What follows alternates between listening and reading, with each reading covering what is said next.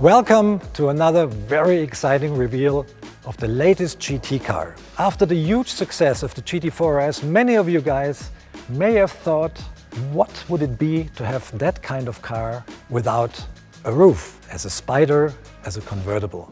And behind me, you will find the answer how it looks. And I can tell you, it looks great.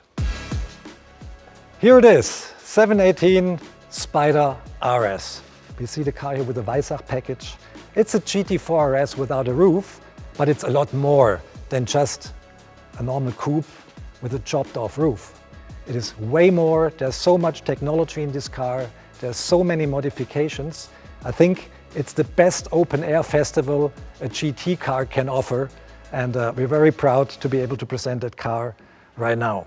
So now let's take a look at the car. Beginning at the front, it resembles a GT4 RS pretty much. There's lots of similar parts, but if we start from down below, we see here, for aerodynamical reasons, we have a different front wing, which is a little bit shorter, to get the car into an aerodynamical balance, because we're lacking a big spoiler. So we have to bring the car back into balance.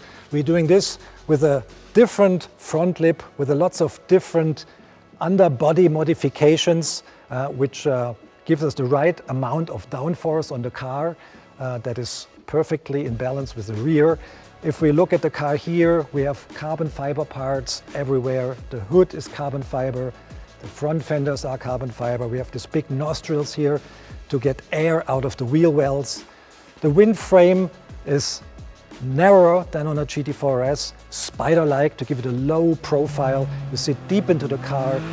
What definitely stands out at first sight is the intake system of the car, which is located here on both sides, very near to the co-driver's and driver's head, very near to its ears, making a wonderful induction noise music almost. We call it our music boxes here. All the air that is entering through this system here reaches the engine, which is a flat 6, 4-liter, 9,000 RPM and 500 horsepower engine. Exactly the same engine that we have in the GT4 RS, in the GT3 and in the GT3 Cup race car. And if we proceed to the backside of the car, we see this beautiful ducktail here. Everybody loves ducktails, so do we. Although this is almost a swan tail. It's really huge and it's necessary to keep the balance of the car in cooperation with the modifications we did to the front. We could achieve a zero lift situation even on an open car. Normally, an open car always has a lot of lift at speed. This one hasn't. This is perfectly neutral. A point that stands out for me, and an open car is even lighter than its coupe sibling. This car, at 1,410 kilos in its lightest possible spec, is even lighter than a GT4 RS. And if you leave away the top, and we come to the top later, it's even less, so you end up at 1,402 kilos with a topped-off tank. This is unparalleled before, and if you drive the car, even from the standstill, from the parking lot, you feel immediately the agility, the lightweight feeling the car offers, and this is so much fun, even if you're not at speed. And now let's have a look at these beautiful wheels. I love the design, so lightweight, and I'm a wheel freak, to be honest. I like silver wheels a lot.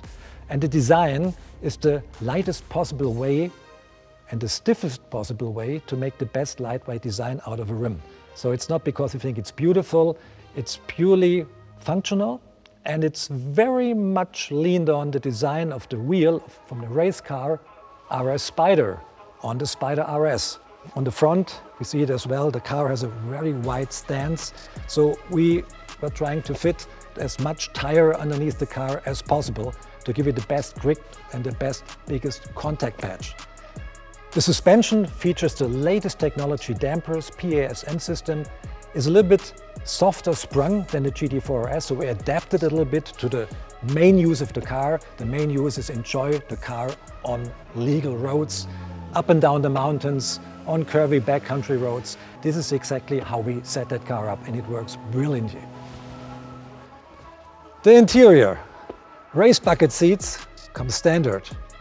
The inserts are either red or Arctic grey. We see the red version here, which was very hot, to this more cool exterior color. Very good match. We see a lot of components clad in microfiber, in race tags. Even the dashboard, if you opt for the Weissach package, is engulfed in race tags. The steering wheel is, and the shifter as well. Talking about the shifter, we have a PDK gearbox in that car. 7-speed, very, very short gears, and contribute a lot to the fierce acceleration the car offers. The car here is a little bit the luxury version because it features a radio, so you can opt for a radio delete as well, saving another 6 kilos of the car, if you rather listen to the music that is produced by these loudspeakers. Now we have an idea how that car looks without a top. But many of you might ask themselves, how does it look closed? This car is a Spyder, and a Spyder is a car, an open car, that in case it rains or the sun beats down too hard, can be equipped with a lightweight emergency top. And we want to demonstrate how the car looks with the top, but it's a little bit a procedure. We really love to celebrate the procedure. It's not the push of a button. We want a lightweight, really lightweight top here, and it's 16 kilos lighter than the top of a Boxster. Let me introduce Markus Atz, my good colleague here. He was the project manager of this car, and he knows this car at least as good as I do. And he will give me a hand demonstrating how to put up the top. You can do it on your own, no problem. Everybody can do it with a little bit of practice in about 2 minutes. Okay, Markus, let's hit it. First thing, we open the rear lid. You do that for me, please, or we can do it together. Next step. Take out the top, which is super light. Look at this thing. It is, I think it's 6 kilos.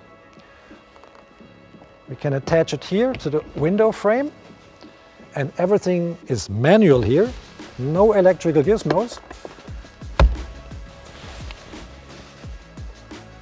Front part attached, that was step 1. Step 2 is unfold the canvas. Attach it.